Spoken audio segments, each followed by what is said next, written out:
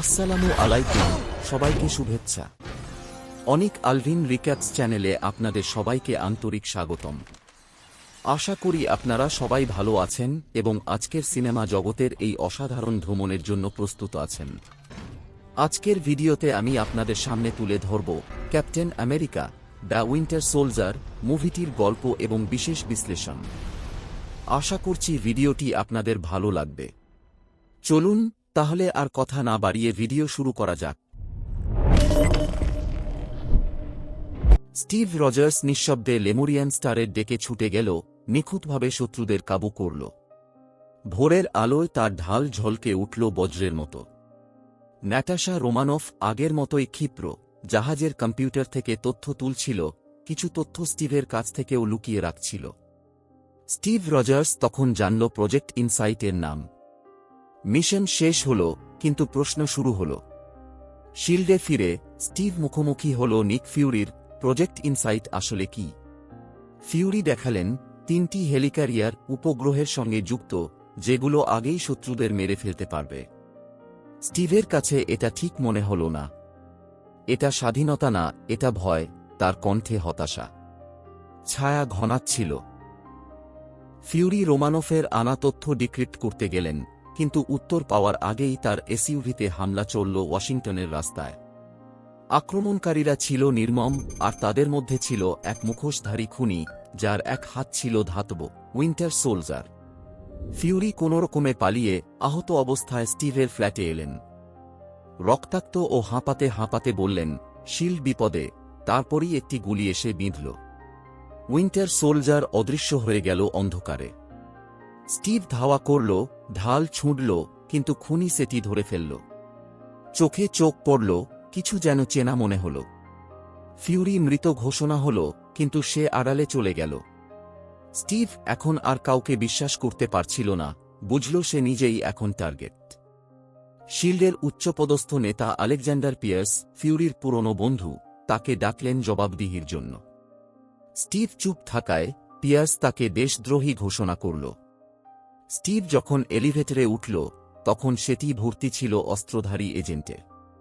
তবুও স্টিভ একাই তাদের হারিয়ে মোটরসাইকেল চড়ে পালাল, যখন হেলিক্যারিয়ারের দরজা বন্ধ হচ্ছিল। স্টিভ খুঁজে পেল ন্যাটাশাকে। একসাথে তারা গেল নিউ জার্সির এক পুরনো সেনাঘাঁটিতে, শিল্ডের জন্মস্থান। সেখানে তারা পেল আরও ভয়ঙ্কর কিছু, আর্নিন জোলার ডিজিটাল চেতনা, যিনি নাৎসি বিজ্ঞানী থেকে হাইড্রার হয়ে উঠেছেন। জোলা জানাল, শিল্ডের ভিতরেই হাইড্রা গড়ে উঠেছে, যুদ্ধ আর সংকট তৈরি করে মানুষকে নিয়ন্ত্রণ করেছে। প্রজেক্ট ইনসাইট কোনো সুরক্ষা নয়, এটা গণহত্যা, কোটির ওপর মানুষ মেরে বিশ্ব নিয়ন্ত্রণে নেওয়ার পরিকল্পনা। একটি ক্ষেপণাস্ত্র সেই বেস উড়িয়ে দিল, কিন্তু তারা বেঁচে গেল। হাইড্রা সর্বত্র, কেউ আর নিরাপদ নয়। তারা সাহায্য চাইল স্যাম উইলসনের, যুদ্ধের প্রাক্তন সৈনিক, যাকে স্টিভ জগিং করার সময় চিনেছিল। মেকানিক্যাল পাখা পরে ফ্যালকন রূপে স্যাম যুদ্ধের সাথী হল। তারা ধরল জাসপার সি-12কে, হাইড্রার গুপ্তচর। সে বলল, ইনসাইট অ্যালগোরিদম যে কোনো সম্ভাব্য হুমকিকে আগে থেকে চিনে ফেলতে পারে, ব্রুস ব্যানার বা স্টিফেন স্ট্রেঞ্জের মতো, আর আগেই মেরে ফেলতে পারে। চলন্ত গাড়িতে সেসব বলার পরই উইন্টার সোলজার এসে তাকে মেরে ফেলল। ভয়ানক যুদ্ধ শুরু হল। স্টিভ তার মুখোশ খুলে ফেলল, অবাক হয়ে গেল। এ যে বাকি বার্নস, তার হারানো বন্ধু, যে কয়েক দশক আগে পড়ে গিয়েছিল। বাকি? স্টিভ ফিসফিস করে বলল, কিন্তু কোনো চিনতে পারার চিহ্ন নেই, শুধু আদেশ আর নির্লিপ্ততা। হাইড্রা তার স্মৃতি মুছে দিয়ে তাকে অস্ত্রে পরিণত করেছে। তাদের আটকানো হল, প্রায় মরতে বসেছিল, কিন্তু মারিয়া হিল আর বেঁচে থাকা নিক ফিউরি এসে বাঁচাল।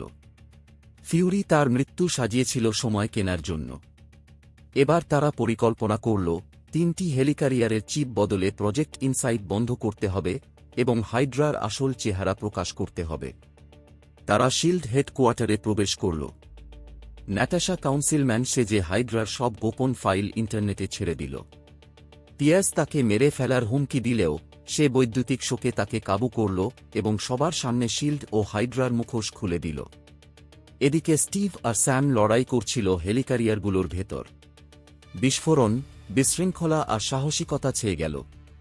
স্টিভ যখন শেষ চিপ বসাচ্ছিল, বাকি আবার সামনে এল।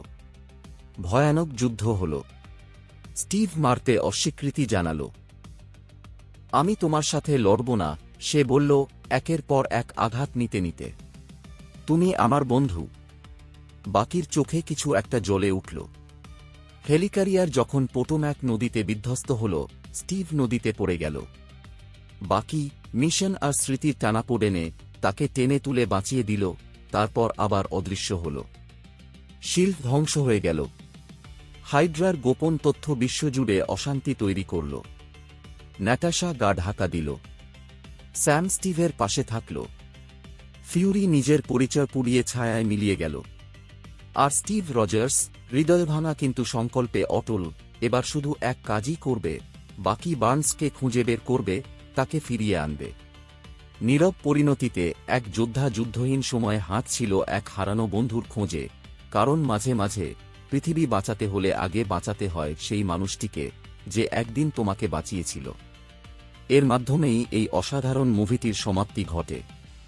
এমনই সব অসাধারণ মুভি উপভোগ করার জন্য বা মুভির গল্প সম্পর্কে জানার জন্য চোখ রাখুন অনিক আলভিন রিক্যাপস চ্যানেলে। লাইক, কমেন্ট এবং ফলো করে পাশেই থাকুন।